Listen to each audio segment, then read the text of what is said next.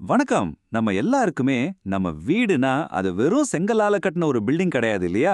அது நம்மளோட கனவு, நம்மளோட உலகம். அப்படிப்பட்ட நம்ம வீட்டுக்கு ஒரு பாதுகாப்பு வேணாமா?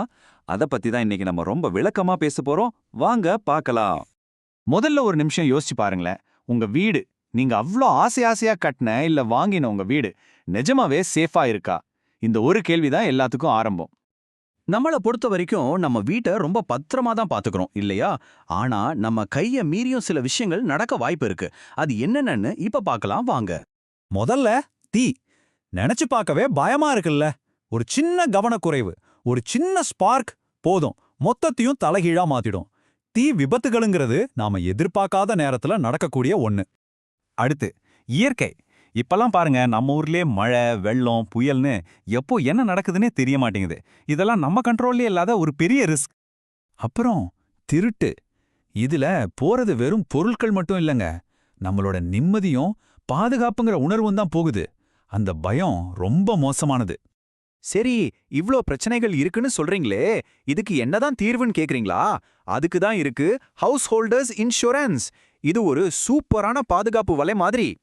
அப்படின்னா என்னன்னு சிம்பிளா சொல்லணும்னா, இது உங்க வீட்டுக்கு ஒரு கம்ப்ளீட் பேக்கேஜ். அதாவது உங்க வீட்டு பில்டிங்குக்கு மட்டும் பாதுகாப்பு கிடையாது, வீட்டுக்குள்ள இருக்கிற உங்க பொருட்களுக்கும் சேர்த்து ஒரு முழுமையான கவசம் மாதிரி இது உங்களை பாதுகாக்கும். ஓகே, பாதுகாப்பு கவசம்னு சொல்லியாச்சே. அது சரி, அதுல என்னென்னலாம் கவர் ஆகும், எதுக்கெல்லாம் நமக்கு பாதுகாப்பு கிடைக்கும்னு கொஞ்சம் டீடைலா பாத்தரலாம். இது ரொம்ப ரொம்ப முக்கியம். பாருங்க, முதல்ல உங்க வீட்டு பில்டிங், அப்புறம் வீட்டுக்குள்ள இருக்கிற உங்க சோஃபா, கட்டில், டிவி, ஃப்ரிட்ஜ் மாதிரியான பொருட்கள், ஏன் உங்க நகைகள், எலக்ட்ரானிக்ஸ் பொருட்கள் வரைக்கும் கூட இதுல கவர் ஆகும். அது மட்டும் இல்ல, ஒருவேளை வீடு டேமேஜ் ஆகி நீங்க வேற இடத்துல வாடகைக்கு இருக்க வேண்டிய சூழ்நிலை வந்தா அந்த வாடகை செலவை கூட இது ஏத்துக்கும்.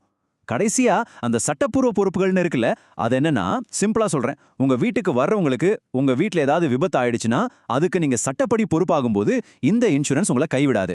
எப்போதுமே ஒரு விஷயத்துல என்ன கிடைக்கும்னு தெரிஞ்சுக்கிறது எவ்வளோ முக்கியமோ, அதே அளவுக்கு என்ன கிடைக்காதுன்னு தெரிஞ்சுக்கிறதும் முக்கியம்.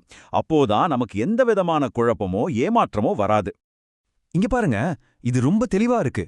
தீ விபத்து, திருட்டு, இயற்கை சீற்றம் இதெல்லாம் கவர் ஆகும். ஆனா போர், தீவிரவாத தாக்குதல், அணுக்கதிர்வீச்சு மாதிரியான பெரிய விஷயங்கள் இதுல வராது.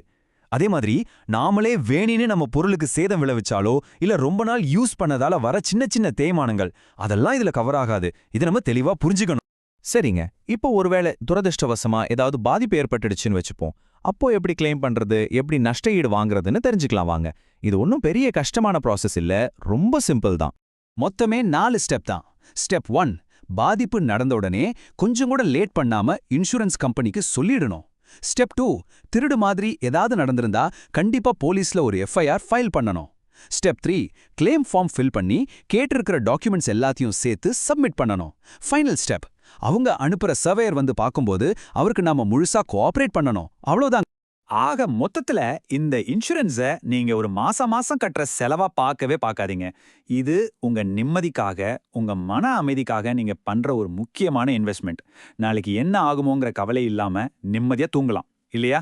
போறதுக்கு முன்னாடி ஒரே ஒரு கேள்வி. சும்மா ஒரு நிமிஷம் கண்ண மூடி யோசிச்சு பாருங்க.